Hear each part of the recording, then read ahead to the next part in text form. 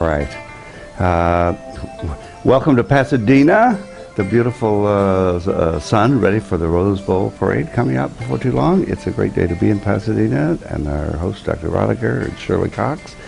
And we're here to experience a day of cross-cultural encounters. All of our courses for the American Psychological Association and other boards mandate that we have diversity of all kinds put into our program. So this is a whole day on various kinds of diversity. I know here in the Roddiger Center you work with a number of people from different populations, and so this will be very relevant for today. If you need me for anything, this is my contact information. I am in Orange, California, listingperspectives.com. Manny, who runs my office, in case there's anything that you need, you can contact us there. All right, let's see.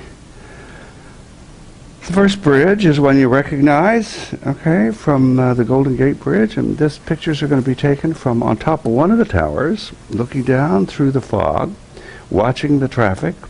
And this is a piece from Maria Arana. American Chica is her novel. What is it about a bridge that draws me?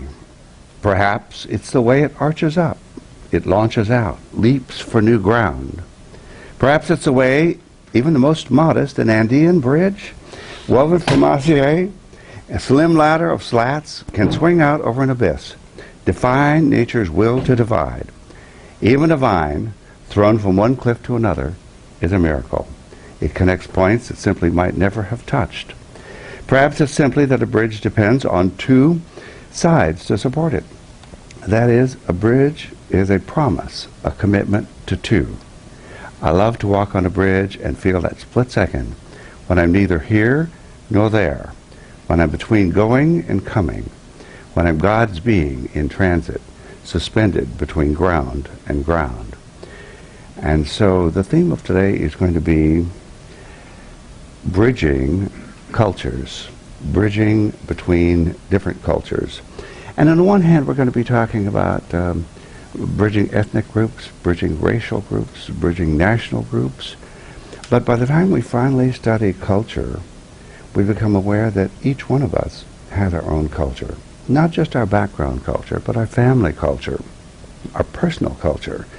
So that in a way, any two people coming together form a relationship.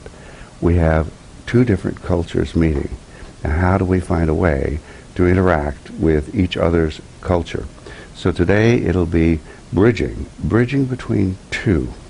So let's see. If you would, what I think I'll do, that's Maria Arana from her wonderful, wonderful novel. She is her mother was American and her father Peruvian.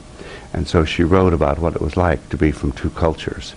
And then finally to go back and trace her roots. It's a great novel. I've got a story I want to read you. It's exactly 50 years old this month, last month I guess. 50 years ago, 1960, I spent the summer in what was then the British colony of Nigeria with a group of young people called Operation Crossroads Africa.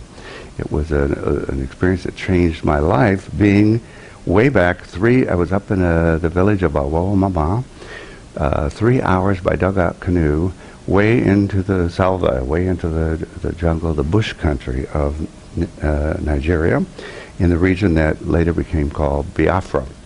I was there 3 months before the independence from Britain. So needless to say, I was with this group of students, and as we went all over the country, everybody was celebrating. Nationalism was at its peak.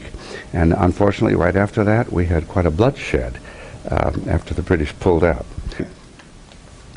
Caught in an afternoon thunder shower. Achabi held aside the dense tropical leaves for me to pass. We'd been walking for some time down a narrow path from the village market as the afternoon sky darkened over with clouds and thunder began rumbling overhead. As we entered the dark forest, the path widened slightly, and Achabi took my hand. Partly to lead me, partly because Igbo men often hold hands together, and partly because apprehension was building in both of us as we neared the Awawamama village shrine. Earlier, Achabi had explained to me that the shrine was the abode of tribal gods and the dwelling place of his ancestors. Achabi turned to silence me with his finger to his lips as we listened as the wind began to rustle in the trees above. Birds began wildly shrieking to welcome the afternoon thunder shower. Having seen too many jungle movies myself, I wasn't sure exactly what dangers lurked ahead, but I could certainly sense Achabi's hesitation and fear. I had to remind myself that we were, after all, surrounded by in a densely populated area, long since free of dangerous wild animals, and that Achabi had grown up here, so if there was any real dangers, he would certainly be alert to them. Soon our way opened into a small clearing with a fire pit filled with ceramic shards at the center and a circle of well-worn logs on the periphery. We slowly walked the clearing in mesmerized silence, peering into the surrounding thickets and searching the treetops for cackling birds and signs of spirits. After a while, Achabi suddenly turned to me and, breaking our trance with a broad grin, he says, "Oh well, dead people can't hurt us anyway." I was stunned by this brief glimpse into what he had been experiencing as I was taking in the mysterious strangeness of the place and the moment. Raindrops signaled the afternoon shower as we opened our umbrellas and sat in reverent silence, holding hands on a sheltered log to wait out the shower. Feeling the warm flesh of Achabi's hand in mine, the rush of the balmy tropical air, and the coolness of the falling rain, I sensed we were for a moment at that dizzying center point of a bridge that can span the distance between two people, two cultures, two religions, two times, and two living places, if we let it. Since August of 1960, I vividly remember this intimate afternoon exchange with my Igbo friend Achabi as a symbol of how far our individual experiences can be from one another. For occasional moments, two people can bridge that distance and experience the warmth of human togetherness.